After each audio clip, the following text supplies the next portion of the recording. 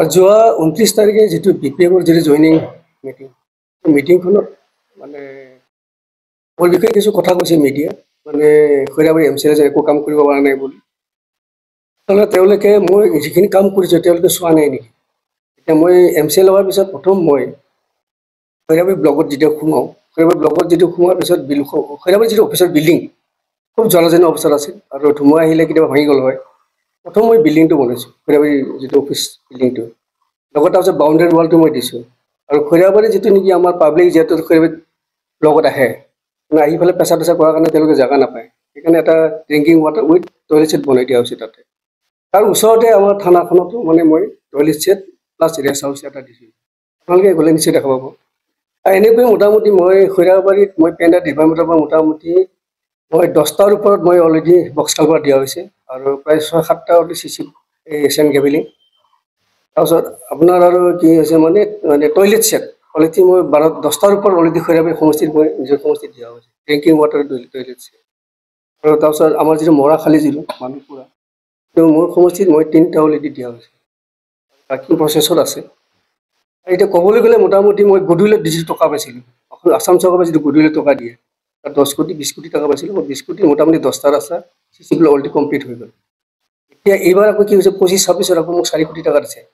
4 কোটিত মই 3টা ৰাস্তা অলৰেডি বনাইছোঁ অলৰেডি টেণ্ডাৰ হ'ব আৰু এনেকৈ মোটামুটি বিভিন্ন ডিপাৰ্টমেণ্টৰ পৰা যেনিবা আমাৰ হেণ্ডলুম ডিপাৰ্টমেণ্টৰ পৰা এটা বিল্ডিং পাইছিলোঁ হেণ্ডলুমৰ আগতে মানে খৈৰাবাৰী ব্লকতে আছিলে একেলগে তেওঁলোকে নিজা মাটি নাছিলে তেওঁলোকৰ অফিচটো খুব বেয়া আছিলে এই অফিচটো মাটি বাৰী মাটিটো ঠিক কৰি 3 কঠা মাটি দি তেওঁলোকে এটা অফিচ বিল্ডিং এটা বনাই দিলে হেণ্ডলুম অফিচটো এনে মোটামুটি খৈৰাবাৰী অঞ্চলত যথেষ্ট কাম হৈছে আৰু প্লাছ ক'বলৈ গ'লে আমাৰ যিখিনি মানে আলাৰাচিং বিথাংখী অঞ্চল বিথাংখী সেই অঞ্চল বিথাংখী মোটামুটি 600ৰ ওপৰত অলৰেডি মই 5,000 দিয়া হৈছে 600 মানুহক তাৰপিছত যিটো মানে আমাৰ স্কলাৰশ্বিপ যিটো কয় আমাৰ ল'ৰা ছোৱালীবিলাক মেট্ৰিক পাছ কৰাৰ পিছত ল'ৰা ছোৱালীবিলাক মোটামুটি মই 600ৰ ওপৰত অলৰেডি স্কলাৰশ্বিপ দিয়া হ'ল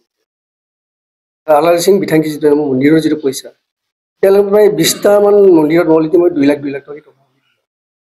যদি আপোনালোকে যদি জানিব বিচাৰে আপোনালোকে মূলত গ'লে স্পটত গ'লে আপোনালোকে দেখুৱাই দিম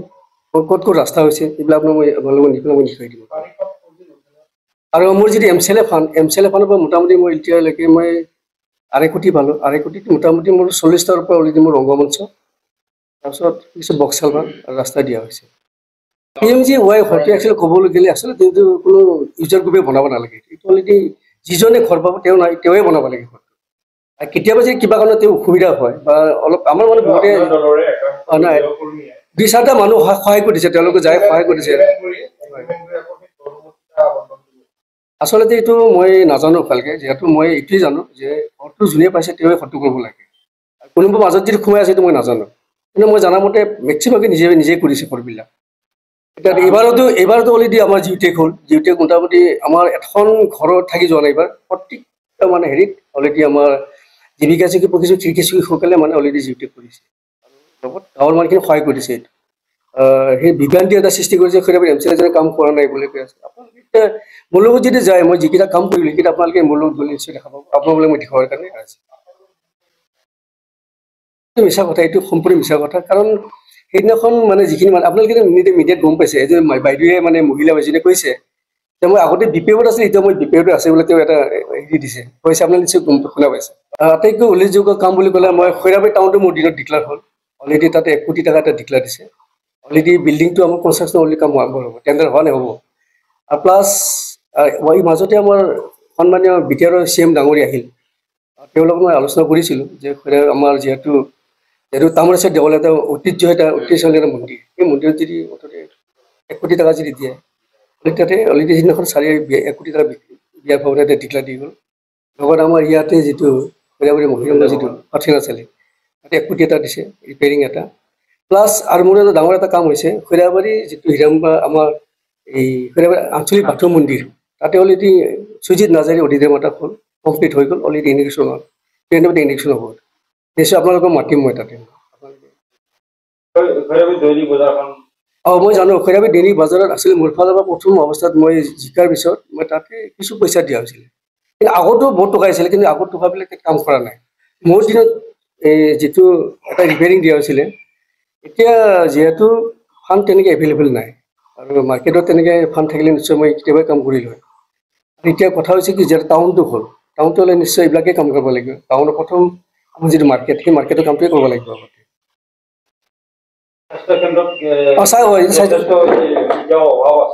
স্বাস্থ্য কেন্দ্ৰত মই এটা কথা কওঁ, মই এমচিএল ডিপাৰ্টমেণ্টৰ পৰা অলৰেডি 65 লাখ অলৰেডি মই মেডিকেলৰ পৰা আমাৰ ইএমৰ পৰা পাইছোঁ। আৰু মই খৈৰাবাৰী মেডিকেল অলৰেডি মই যিটো 30 বেড যিটো সোমাই যোৱা সেইটো মই CC ব্লকটো মোৰ ফালৰ পৰা দিয়া হৈছে। আৰু তাতে কমপ্লিট যিটো ৰুমৰ টাইলছখিনি মই দিয়া হৈছে আৰু অফিচ কেইটা মই ৰিপেয়াৰিং কৰা হৈছে, কোৱাৰ্টাৰ ৰিপেয়াৰিং কৰা হৈছে। আৰু খৈৰাবাৰীত যিটো আমাৰ পুৰণা মেডিকেল PHC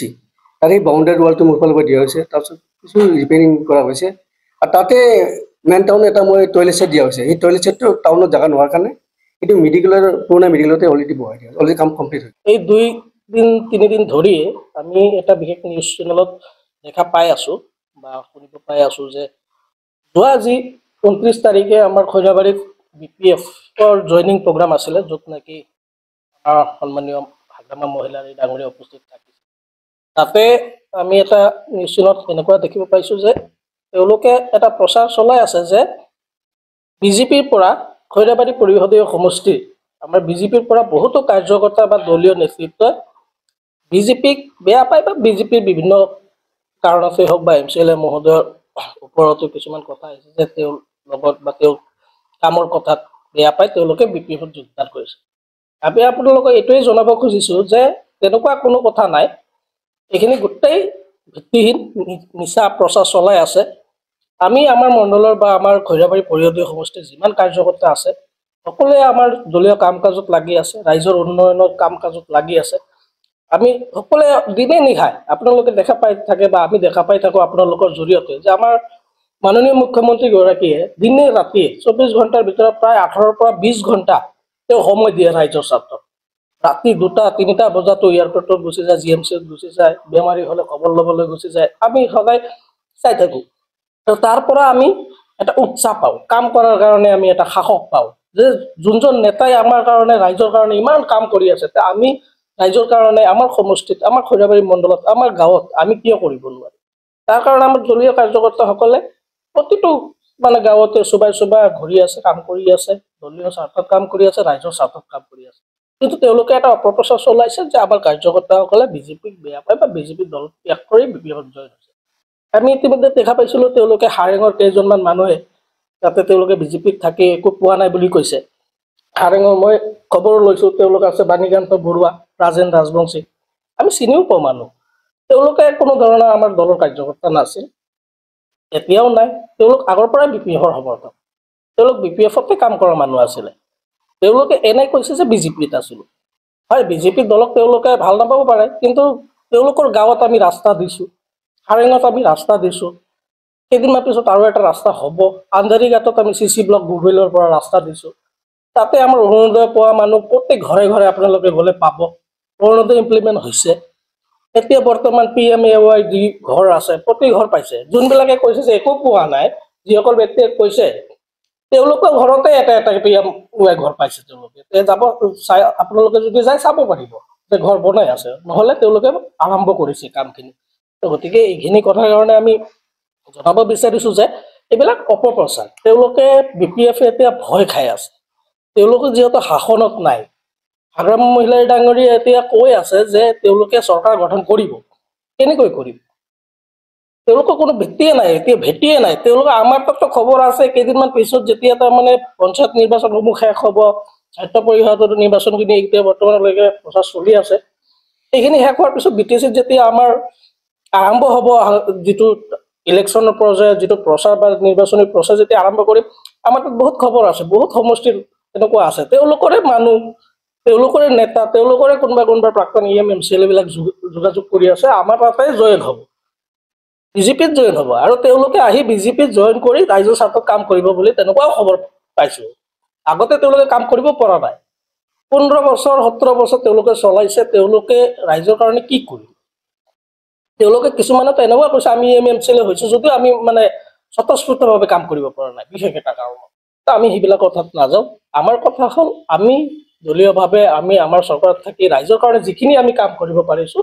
আগন্তুক যাতে আৰু বেছিকৈ কাম কৰিব পাৰোঁ, তাৰ কাৰণে আমাৰ উদ্দেশ্যও সেইটো, আমাৰ লক্ষ্যও সেইটো যে আমি সমাজৰ প্ৰত্যেক ঘৰ মানুহ, অন্ত্যোদয় আঁচনি আমাৰ এটা আঁচনি আছে, সমাজৰ একেবাৰে শেষৰ ব্যক্তিজন, একেবাৰে দৰিদ্ৰ ব্যক্তিজন, তেওঁ যাতে সমাজৰ অন্যান্য ব্যক্তিৰ দৰে চলিব পাৰে। এতিয়া ৰেচন কাৰ্ডত তেওঁ চাউল পাই আছে, আমাৰ তেওঁলোকৰ ঘৰত তেনেকুৱা দুখীয়া ব্যক্তিৰ ঘৰত অৰুণোদয় যাই পাইছে। তেনেকুৱা কাম কাজবোৰ আমি